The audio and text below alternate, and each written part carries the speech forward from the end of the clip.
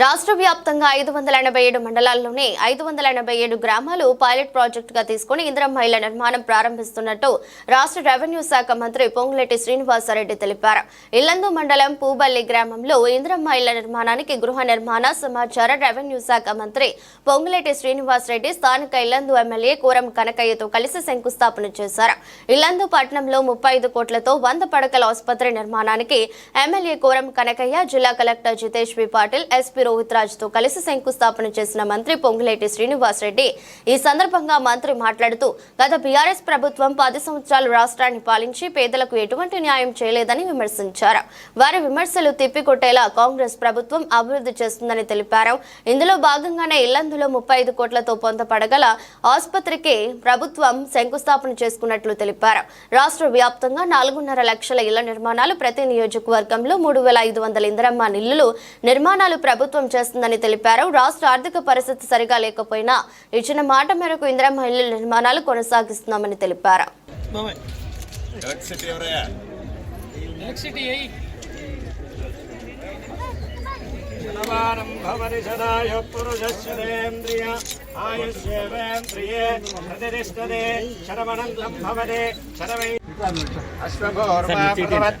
అస్థిరాన ప్రబోధిరే శ్రీయం దేవే భక్వయే ఆజానవేదో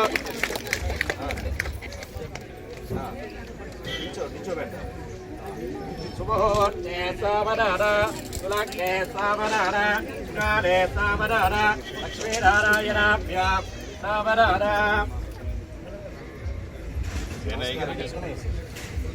हिरण्यवर्णां मरुडें सुवर्णरजस्वजां सुब्रह्मण्यं लक्ष्मीं जानवेन भवामः ताम्मा फोन लट बैठने नहीं मिलता बोल के नहीं रहा कृष्णायां सुकृतो विभाद्रयः गोत्रोद्भवस्य गोत्रोद्भवायाः मुडगट्टु गोत्रोद्भवस्य नामरेस्य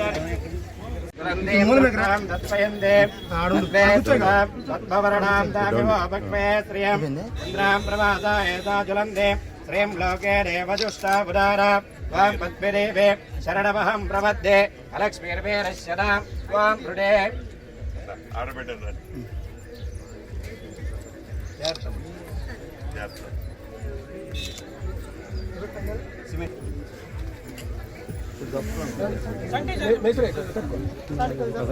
ప్రధాన చెయ్యి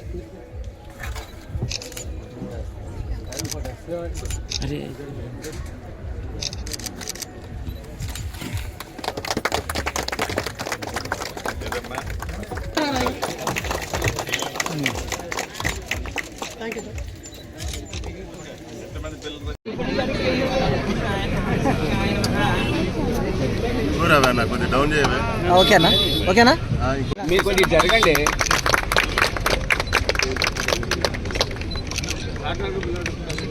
సార్ వెయిట్ సార్ ఎమ్మెల్యే గారు 15 నెలలైంది.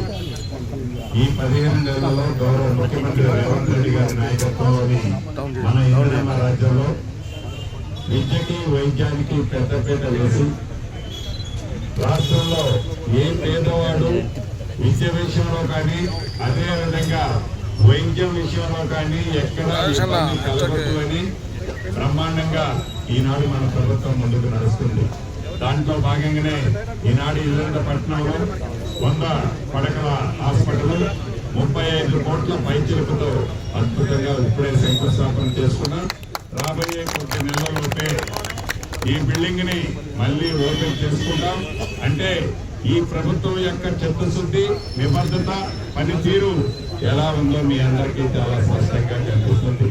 ప్రతిపక్షాలకి కాకిగోల చేస్తున్నాయే తప్ప ఆనాడు వారి అధికారంలో 10 సంవత్సరాలు ఉన్నప్పుడు ఏవైతే ప్రజలను విస్మరించి ప్రజలను పట్టించుకోకుండా పేదవాడి కష్టాలని మర్చిపోయిన ఆ ప్రభుత్వం ఈనాడు ముసల కన్నీరు కార్చాలి అని, పేదవాళ్ల పట్ల వాళ్ళకున్న ప్రేమ ఇది అని చూపటానికి ఏ రకంగా తాపత్రయపడుతుందో మనం ప్రతిరోజు గమనిస్తున్నాం.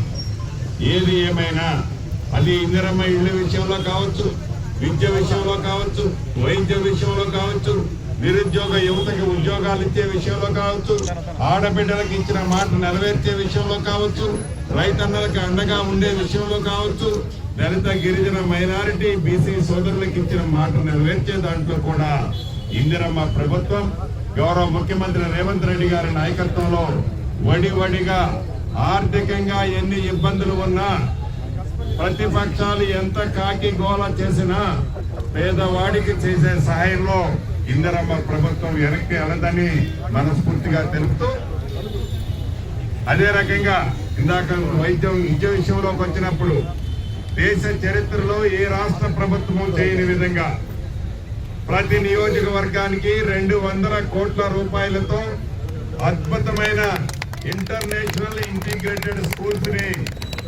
యుద్ధ ప్రాతిపదిక మీద మొదట విడత 58 స్కూల్స్ 11,600 కోట్లతో శాంక్షన్ ఇవ్వడం జరిగింది.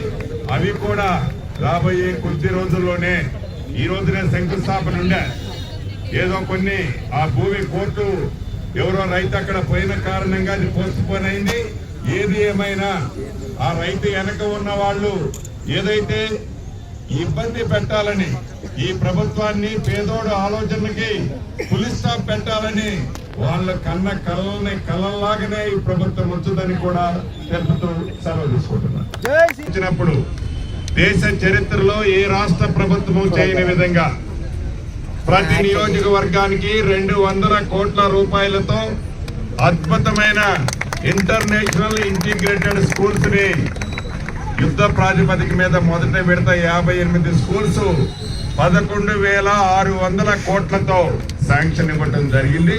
అవి కూడా రాబోయే కొద్ది రోజుల్లోనే, ఈ రోజునే శంకుస్థాపన ఉండే, ఏదో కొన్ని ఆ భూమి కోర్టు ఎవరో రైతు అక్కడ పోయిన కారణంగా అది పోస్ట్ పోన్ అయింది. ఏది ఏమైనా ఆ రైతు వెనక ఉన్న వాళ్ళు ఏదైతే ఇబ్బంది పెట్టాలని ఈ ప్రభుత్వాన్ని